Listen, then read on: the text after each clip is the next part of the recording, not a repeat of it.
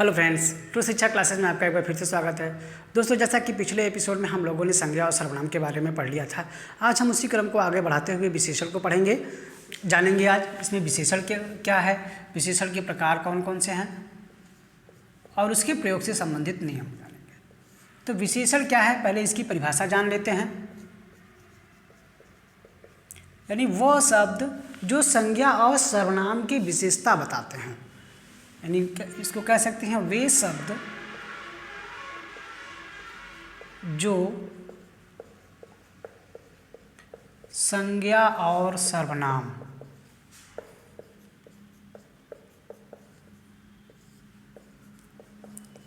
विशेषता बताते हों,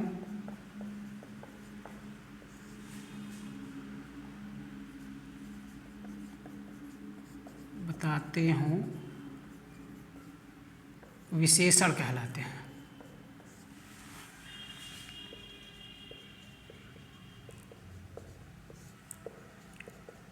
या ऐसे भी कह सकते हैं संज्ञा और सर्वनाम की विशेषता बताने वाले शब्दों को विशेषण कहते हैं, या ऐसे भी हम कह सकते हैं वे शब्द संज्ञा और सर्वनाम की विशेषता बताते हैं। तो ऐसे कौन कौन से शब्द होते हैं उनको हम जानते हैं, कुछ एग्जाम्पल देखते हैं। जैसे अच्छा लड़का, दूसरा लिखते हैं काली गाय। वैसे कौन कौन से शब्द होंगे, जैसे अच्छा, बुरा, काला, पीला, नीला, इस तरह से, मतलब जो उसकी विशेषता बता रहे हैं। तो इसमें क्या विशेषता बताई जा रही है? लड़का अच्छा है, ये उसकी विशेषता है। गाय काली है, तो ये जो अच्छा हुआ और ये काली है, ये हमारे क्या कहलाएंगे? ये हमारे विशेषण हैं। ये शब्द हमारे विशेषण कहलाएंगे। और ये जो लड़का है और ये जो गाय है, यानी ये जो संज्ञा या सर्वनाम शब्द होते हैं, इनकी विशेषता बताई जाती है, उनको हम विशेष से कहते हैं। यानी इस तरह से हम कह सकते हैं कि जो हमारे विशेष जो शब्द हैं, यानी जिसकी विशेषता बताई जाए वो विशेष, और जिसके बारे में जो कुछ बताया जाए वो विशेषण। यानी जिस तरह से सेंटेंस को अगर हम देखें, इस वाक्य को देखें, तो अच्छा लड़का, यानी लड़के की विशेषता बताई जा रही है कि लड़का अच्छा है, तो अच्छा शब्द हमारा विशेषण हो गया और लड़का विशेष्य हो गया। उसी तरह से काली गाय, यानी गाय काली है, तो काला शब्द हमारा विशेषण हो गया और गाय विशेष्य हो गया। तो ये हो गए विशेषण और विशेष्य। अब हम जानते हैं कि विशेषण के प्रकार कितने होते हैं, या विशेषण के भेद कौन कौन से हैं, इनको जानेंगे। अब हम आगे जानते हैं कि विशेषण के भेद कितने होते हैं। तो देखिए, विशेषण के कुल जो हमारे भेद हैं वो 4 भेद बताए गए हैं। अब हम एक एक भेद के बारे में जानते हैं। जो हमारे जो पहला जो भेद है वो है गुणवाचक विशेषण। जो पहला भेद है गुणवाचक विशेषण। अब इसमें क्या होता है, गुणवाचक विशेषण में, गुणवाचक विशेषण संज्ञा के रंग, रूप, आकार, प्रकार और गुण, दोष, हर चीज़ को व्यक्त करता है। यानी ऐसे शब्द जो संज्ञा के रंग, रूप, आकार, प्रकार और उनके गुण, दोष को व्यक्त करें, वो गुणवाचक विशेषण कहलाते हैं। अब इसको हम उदाहरण से देखते हैं। जैसे गुणवाचक विशेषण में कोई चीज़ नया, पुराना, अच्छा, बुरा, ठीक है, ये सब जो शब्द हैं ये गुणवाचक विशेषण के अंतर्गत आते हैं। अच्छा, बुरा कह सकते हैं इसको, ऊंचा, नीचा, यानी जैसा कि भी आपको बताया गया कि इसमें क्या है, इसके गुण दोष से संबंधित सारी चीज़ें होंगी, उसके रंग रूप से सारी संबंधित चीज़ें होंगी, आकार प्रकार से संबंधित सारी चीज़ें होंगी। जो चीज़ें इन चीज़ों को व्यक्त करेंगी वो सब इसके अंतर्गत आएंगी। तो संक्षेप में हम इसको कह सकते हैं, ये क्या क्या प्रदर्शित करेगा? रंग, रूप, आकार, प्रकार और गुण, दोष, यानी इन चीज़ों को जो भी शब्द व्यक्त करेंगे वो गुणवाचक विशेषण कहलाते हैं। ठीक, अब आगे आते हैं हम संख्यावाचक विशेषण। संख्यावाचक विशेषण क्या होता है? संख्या के क्या कहते हैं, संज्ञा की संख्या बताने वाले शब्दों को, है ना, संज्ञा शब्द की संख्या बताने वाले शब्दों को संख्यावाचक विशेषण कहते हैं। अब संख्यावाचक विशेषण कैसे, क्या इसके बारे में जानते हैं कि ये 2 प्रकार के होते हैं। संख्यावाचक विशेषण हमारे दो प्रकार के होते हैं, एक होता है निश्चित और एक होता है अनिश्चित। यानी संख्या भी एक में निश्चित होगी, एक में अनिश्चित होगी। अब जब कि निश्चित वाली जो संख्या होगी उसमें क्या क्या आएंगे, जैसे 2, 4, 8, मतलब इस तरह से संख्या निर्धारित रहेगी।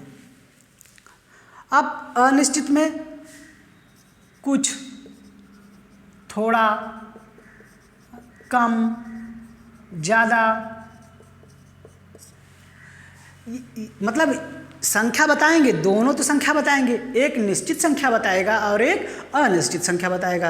अनिश्चित संख्या में किन शब्दों का प्रयोग हुआ, जैसे कुछ हो गया, थोड़ा हो गया, कम हो गया, ज़्यादा हो गया। निश्चित वाले में एक निश्चित संख्या दी गई होगी, ठीक है। अब जैसे कहें 2 लड़कियाँ, 3 लड़कियाँ, 4 बच्चे, 8 खिलाड़ी। अब इसमें क्या कहेंगे, थोड़ा जल, है ना, थोड़ी मात्रा, इस तरह से ये चीज़ें हो जाएंगी इसमें। या कुछ, अनेक, इसमें कह सकते हैं अनेक। क्लियर हो गया। अब हम आगे आते हैं परिमाणवाचक संख्या। परिमाणवाचक विशेषण क्या होता है। अब परिमाणवाचक विशेषक वस्तु की मात्रा, परिमाण से मतलब ये वस्तु की मात्रा, यानी जो चीज़ें हम माप तौल सकें, वो चीज़ों को बताने वाले जो हमारे शब्द होते हैं वो परिमाणवाचक विशेषण कहलाते हैं। अब इनके एग्जाम्पल को हम देखते हैं। यानी ये क्या बताएंगे, वस्तुओं के माप तौल या नाप को। अब इसमें कौन कौन से शब्द होंगे जो परिमाणवाचक विशेषण बताएंगे, जैसे कह सकते हैं इसको पूरा दूध, वस्तुओं के बारे में हो रही है।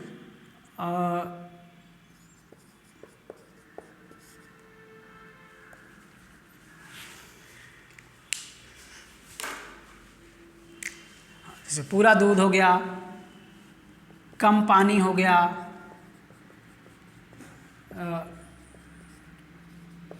ज़्यादा मीठा हो गया, मतलब इस तरह से ये संख्या क्या कहते हैं, वस्तुओं के माप तौल को बता रहे हैं। इसमें संख्या हमारी निश्चित नहीं होती है, ये संख्या से संबंधित है। ये क्या बताते हैं, केवल माप या तौल, सीधे कहें इसको हम, ये माप और तौल को बताते हैं, ठीक। अब आते हैं सार्वनामिक विशेषण। सार्वनामिक विशेषण अभी जैसा कि हमने पढ़ा इसको, सार्वनामिक विशेषण के पिछले एपिसोड में। सार्वनामिक विशेषण क्या होता है, वह सर्वनाम शब्द जो संज्ञा से पहले आके विशेषता बताते हों वो सर्वनामिक विशेषण कहलाते हैं। जैसे अभी एग्जाम्पल में बताया गया था कि जैसे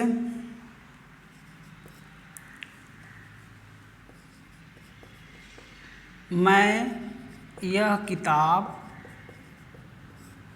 खरीदूंगा। एक मिनट से एग्जाम्पल को लेते हैं।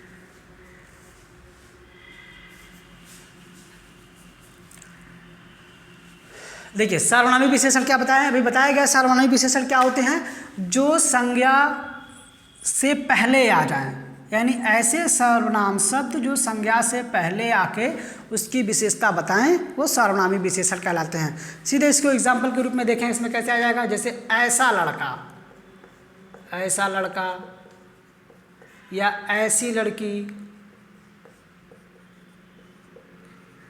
ठीक है, ये सब शब्द आ जाते हैं। जैसे देखिए लड़का है तो संज्ञा है, उसके पहले ऐसा लग गया, यानी इसके पहले लग के ये इसकी विशेषता बता रहे हैं, इसलिए ये सार्वनामिक विशेषण हो गए। तो ये हो गए सर्वनाम के विशेषण के भेद।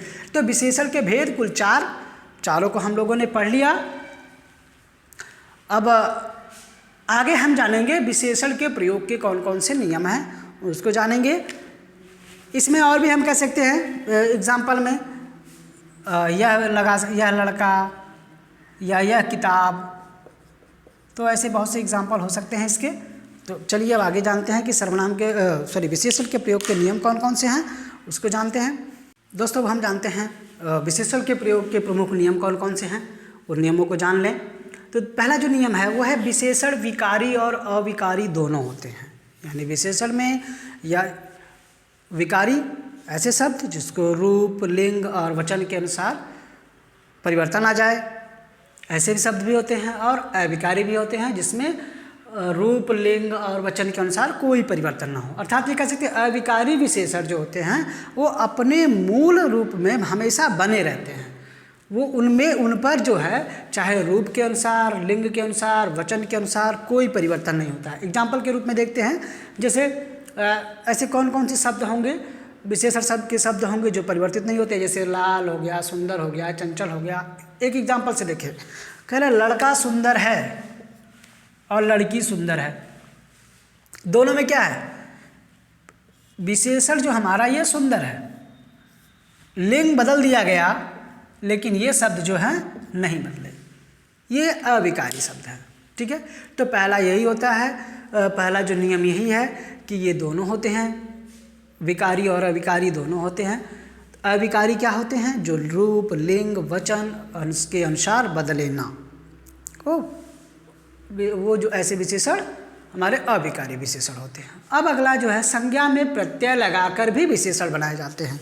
अब संज्ञा शब्दों में हम प्रत्यय अगर लगा दें, जैसे धर्म में हमने एक प्रत्यय लगा दिया तो क्या बन गया, धार्मिक, ये क्या बन गया, एक विशेषण। उसी तरह से धनवान में धन में हमने वान प्रत्यय लगा दिया तो क्या बन गया, धनवान, ये क्या बन गया, एक विशेषण।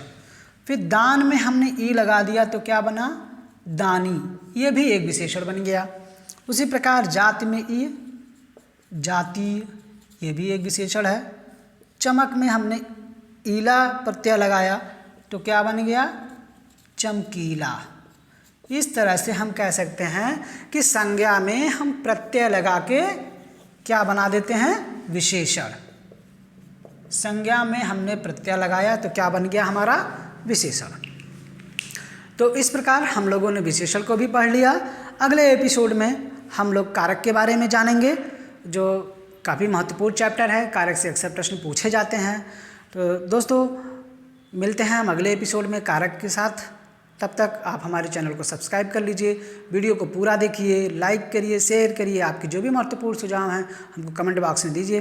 मिलते हैं अगले एपिसोड में, तब तक के लिए नमस्कार।